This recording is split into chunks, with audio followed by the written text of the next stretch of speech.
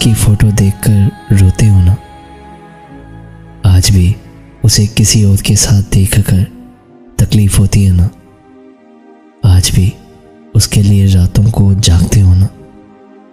मत जागो उसके लिए रातों को, मत रो उसके लिए, क्योंकि तुम्हारे रोने से, तुम्हारे जागने से वो वापस नहीं आएगी। तुम्हें तकलीफ होने से उसे तकलीफ नहीं होगी। बंद कर दो उसके लिए रोना, बंद कर दो उसके लिए जागना, क्योंकि अब वो वापस नहीं आएगी, वापस नहीं आएगी। हमें जिसकी याद आती है ना, उसे हम कभी याद नहीं आते।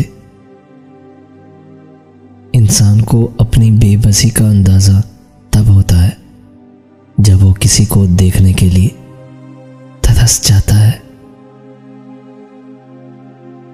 किसी को छोड़ने से पहले ये जरूर सोच लेना, अब तक उसके साथ क्यों थे, क्यों थे।